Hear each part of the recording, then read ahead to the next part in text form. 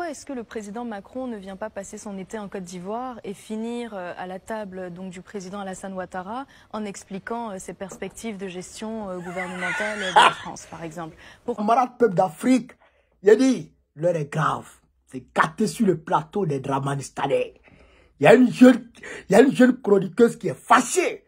Elle dit, pourquoi toujours ces Draman Ouattara qui se lèvent, va, pour aller rendre compte à Macron? Toujours déjeuner. Pourquoi Macron ne vient jamais en Côte d'Ivoire? Frère, on a dit, Nambeta Amissé, tant qu'on marche, on va y arriver. Les gens vont nous rejoindre un peu dans ce panafricanisme.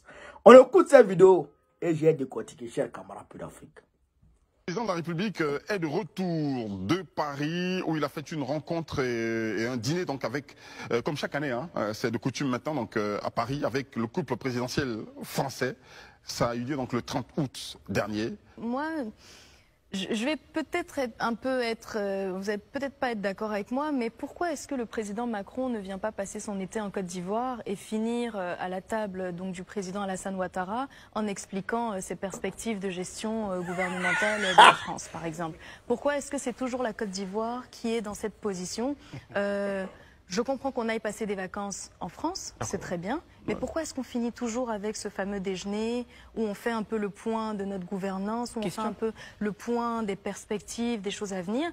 Si tel est qu'ils ont une forme de fraternité ou d'amitié, alors que ça ne se fasse pas dans un cadre formel, mais quand c'est répété dans le cadre formel, en tant qu'analyste, on commence à se poser des questions. Est-ce qu'on rend des comptes? Est-ce que c'est la nature des relations bilatérales qui impose cela? Mais dans ce cas, pourquoi est-ce que le président n'irait pas, par exemple, en Chine, passer quelques jours de vacances et s'entretenir par la même occasion avec les autorités chinoises sur ces mêmes questions? Pourquoi est-ce que c'est toujours la France? C'est historique quand même, les rapports entre la Côte d'Ivoire et la France. On a d'autres rapports historiques avec la Chine également. Laisse-moi parler. L'histoire avec la Chine. Pourquoi est-ce que c'est toujours la France? C'est très bien de choisir sa destination de vacances, ça reste personnel. Mais à partir du moment où on médiatise ce type de rencontre de façon répétée avec des sujets qui touchent à la gouvernance, qui touchent aux perspectives électorales à venir concernant la Côte d'Ivoire, on commence justement à avoir une polémique où les gens se demandent est-ce qu'on rend constamment compte à la France? Donc il faut soit qu'on explique clairement quelle est la motivation donc, qui motive, qui justifie donc ces rencontres répétées à ces mêmes fins de vacances. Il faut déjà insister pour dire que le président est en vacances et part où il veut. Mais il a une résidence en France. Laisse-la parler. Le président Macron n'a pas de résidence en Côte d'Ivoire, donc il ne viendra pas en vacances ici. Laisse-la parler, bâtard. Pourquoi est-ce qu'il n'aurait pas de résidence en Côte d'Ivoire? Les Français ont des intérêts en Côte d'Ivoire. Pourquoi est-ce qu'il n'a pas de résidence en Côte d'Ivoire? Pourquoi est-ce qu'il ne passe pas souvent ses vacances en Côte d'Ivoire? Ou tout simplement, si on ne parle que du déjeuner, parce que oui, le choix de vacances, c'est personnel, on ne peut pas lui imputer ça. Moi, je parle vraiment de cette rencontre, du contenu de la conversation et de l'aspect répété de cette rencontre. Donc, mon père avait pour habitude de dire... Pourquoi est-ce que, pour terminer, pourquoi est-ce que le président Macron ne vient pas souvent s'entretenir avec le président Alassane Ouattara sur ses perspectives de gouvernance de la France?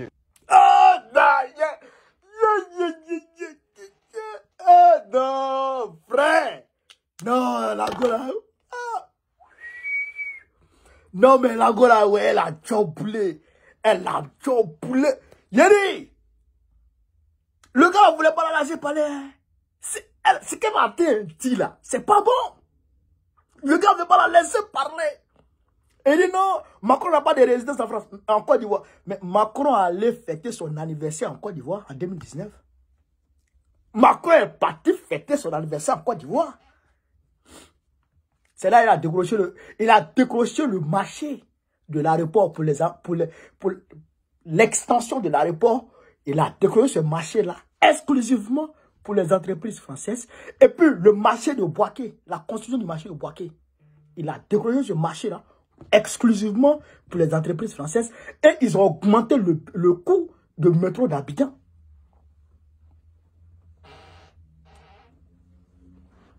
Nous, on connaît les choses. La Gola, elle demande pourquoi toujours Ouattara vient rendre compte. Et puis elle dit discuter des perspectives électorales. Celle-là, elle sait beaucoup de choses. Hein?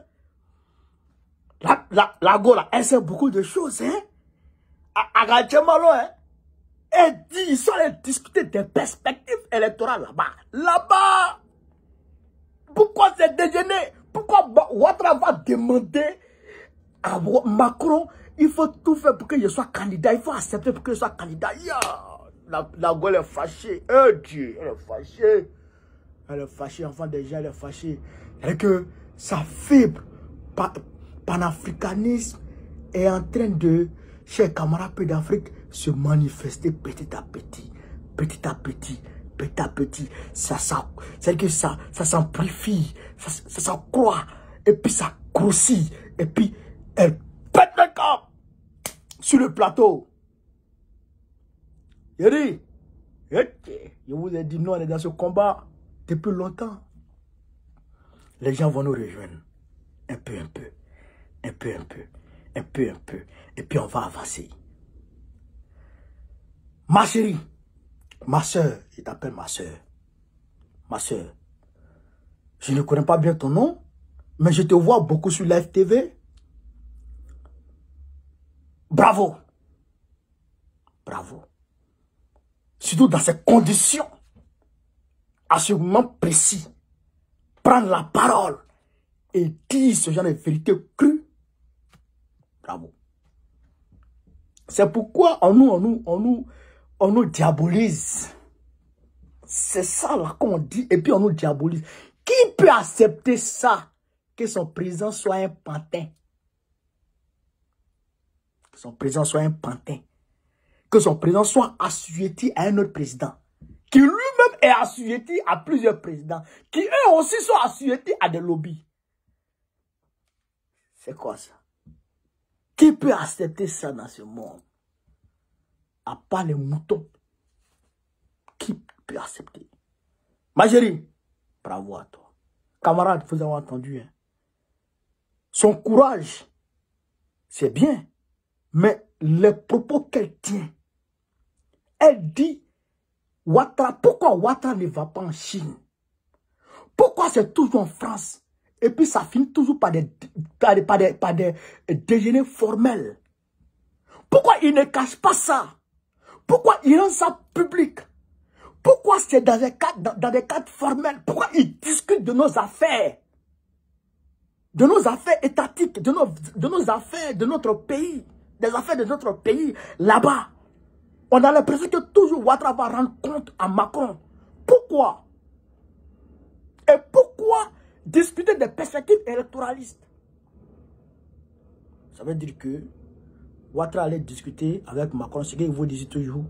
Il va demander à Macron de faire en sorte qu'il lui soit candidat.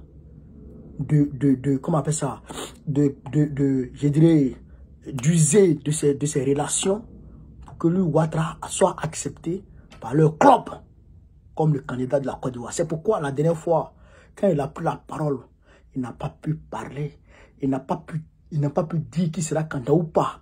Alors que dans quelques mois, on va rentrer en plein pied dans l'année électorale. On va rentrer dans l'année électorale. Ça a déjà commencé. On a déjà commencé. L'année électorale a déjà commencé. Parce que à la fin de ce mois, la révision de la liste électorale va démarrer sur un mois. Donc pourquoi Ouattara va discuter tout ça en France? Pourquoi? Pourquoi il ne reste pas en Côte d'Ivoire? Pourquoi il ne va pas discuter ça en Chine? Pourquoi il ne va pas discuter ça au Japon? Pourquoi il ne va pas discuter ça, je dirais, hein, au Burkina Faso ou au Mali? Pourquoi? Pourquoi c'est-tu en France? Pourquoi? Donc, ça veut dire qu'il est en train de tout faire pour être candidat. Il est en train de tout faire pour être candidat. Mais cette année-là, Ateja, ça veut dire que 2010 même là, 2010 n'a rien fait. 2010 n'a rien fait. Parce qu'on ne peut pas accepter. Parce que Ouattara, si Ouattara doit être candidat, et que Macron doit le feu vert, il va vouloir éliminer il va vouloir éliminer Gbagbo, éliminer Soro. Même Thiam, il va l'éliminer. Même Thiam, il va l'éliminer. Et puis il va aller seul. Avec Bleu Goudé et les Kakabé là. Ou bien les affines des sangs là. Aux élections. Vous comprenez? C'est ce qu'il veut faire. Ils peuvent amadouer Thiam pour dire non, attends 2030. Ils peuvent amadouer Thiam pour dire attends 2030. Tu es encore jeune, tu peux attendre 2030. Et Thiam peut-être peut accepter. Il ne dit pas qu'il a accepté. Hein. Il ne dit pas qu'il va accepter, mais peut-être qu'il va accepter. Mais nous là, 2025, mais c'est long. Parce que notre pays là, ils sont en train de tout vendre. Notre pays là, c'est que ça ne nous appartient plus. La vie est en train de devenir de plus en plus chère sur les Ivoiriens. Donc, il faut que on se lève dès maintenant. Nous, on doit se lever dès maintenant. Quand je vous dis qu'il y a beaucoup qui sont avec Draman Ouattara, mais qui ne sont pas d'accord avec ses idées, avec ses agissements là. Vous voyez maintenant, non? D'accord. Pendant la vidéo, la chère camarade, vive l'Afrique libre, vive le panafricanisme, vive tous les présidents panafricains, Gbagbo président de Côte d'Ivoire 2025, Inch'Allah.